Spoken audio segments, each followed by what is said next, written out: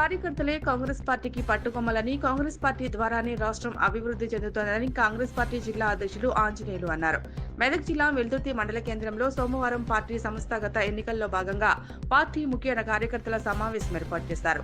పలు గ్రామాల్లో పార్టీ అధ్యక్ష పదవుల కోసం దరఖాస్తులు స్వీకరించారు. అంతకుముందు మండల కేంద్రంలో జై బాపు, జై భీమ్, జై సామ్దన్ ర్యాలీ నిర్వహించారు. స్థానిక అంబేద్కర్ విగ్రహానికి పూలమాల వేసిన అనంతరం ప్రధాన రహదారి గుండా అంబేద్కర్ చిత్రపటాలు పట్టుకుని ర్యాలీ నిర్వహించారు. ఈ కార్యక్రమంలో టీపీసీసీ ప్రధాన కార్యదర్శి నర్సాపూర్ ఇన్ఛార్జ్ ఆవుల రాజిరెడ్డి, జిల్లా అధ్యక్షులు రెడ్డిపల్లి ఆంజనేయులు గౌడ్, జిల్లా గ్రంథాలయ బోర్డు చైర్మన్ సుహాసన్ రెడ్డి, యువజన కాంగ్రెస్ మాజీ కార్యదర్శి వరప్రసాద్, జిల్లా నాయకుడు హనుమన్నగారి నరేందర్ రెడ్డి, రాష్ట్ర ఫిషర్ మ్యాన్ కార్యదర్శి తలారి మల్లేష్, మాజీ అధ్యక్షుడు నరసింహారెడ్డి, మాజీ వైస్ ఎంపీపీ సుధాకర్ గౌడ్, మాసాయిపేట మండల అధ్యక్షుడు శ్రీకాంత్ రెడ్డి, మాజీ ఎంపీటీసీ కృష్ణారెడ్డి, వార్డు నగర్ గుండారం శ్రీను, మాజీ మాసాయిపేట విలేజ్ అధ్యక్షుడు భూస్వామి, వెల్దుర్తి మండల అధ్యక్షుడు మహేష్ రెడ్డి, సెట్టిపల్లి ఉప సర్పంచ్ శ్వేతం వెంకటరెడ్డి, జిల్లా మహిళా మండల అధ్యక్షుడు ముత్తాబాయి, పోతరాజు కుమార్, కలాల్ శేఖర్ గౌడ్, కుకునూరు వెంకటరెడ్డి, అన్వేష్, మంగళపర్తి సర్పంచ్ రామకృష్ణ, షఫీ పాల్గొన్నారు.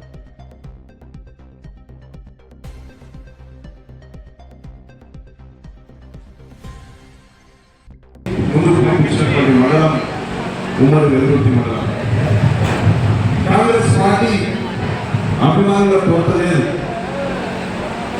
కేవలం తరతరాలుగా కాంగ్రెస్ పార్టీ నమ్ముకొని కాంగ్రెస్ పార్టీ జెండా వచ్చి యువకుల మోసం చేసి మరి వదిలేసిపోయినాడు. ఆత్మనిర్భర భావానికి లోన్ కాకుండా మేము ఉన్నాం, మీరు నడవండి, మనం కాంగ్రెస్ పార్టీని కాపాడుకుందాం, ఎన్ని అవమానాలైనా ఎన్ని చిత్రాలైనా మనం జెండా నిలబెడతామని ఆ రోజు మాలో ఆత్మవిశ్వాసాన్ని నింపినటువంటి మండల కాంగ్రెస్ పార్టీ నాయకులంతా మీరే. ఈరోజు సుదీర్ఘమైన పోరాటం చేసి మిగతా మండలాల్లో కూడా మనందరం కూడా ఒక ప్రేరణ కల్పించి కాంగ్రెస్ పార్టీని విజయం అంచుల వరకు తీసుకెళ్ళి కొన్ని సాంకేతిక కారణాలతో ఓడిపోవడం జరిగింది. ఓడిపోయినప్పుడు మీరు పడినటువంటి బాధ వర్ణాతీతం నాకు తెలుసు. ఎందుకంటే దెబ్బతిన్నప్పుడు మన అవమానపరచుకున్న సమాధానం చెప్పాలి, మన కాంగ్రెస్ పార్టీ గెలిపించుకోవాలని ప్రతి ఒక్కరు భావించి అది మేము కలాలని విషయం. ఈరోజు నేను మళ్ళీ ఒకసారి చెప్తున్నా, 2019లో ఏదైతే నిర్ణయం తీసుకున్నామో మళ్ళీ పెద్దల సమక్షంలో జై సంవిధాన్ ప్రోగ్రామ్ లో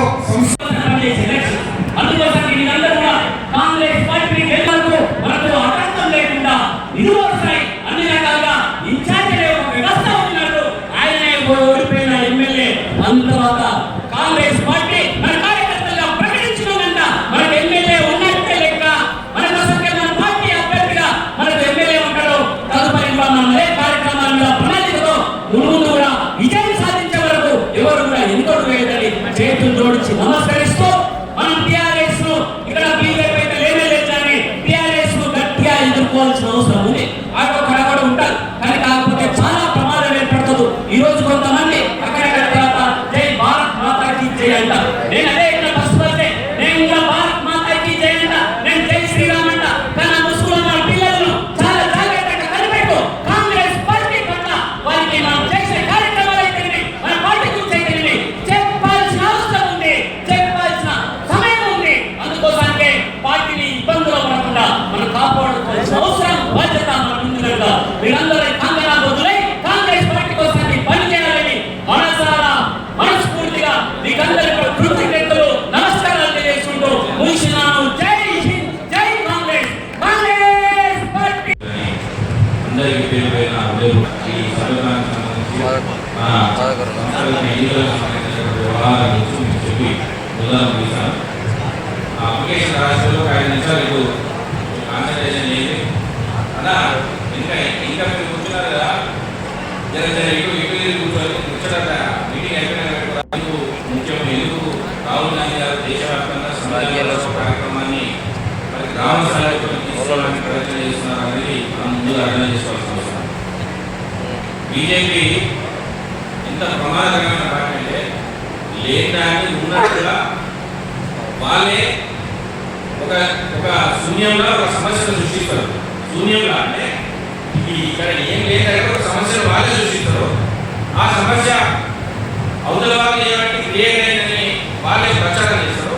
మళ్ళా ఆ సమస్యను మేమే పరిష్కరిస్తామన్నట్టుగా వాళ్ళే చేస్తారు. ఇది బీజేపీ యొక్క ప్రతిమ.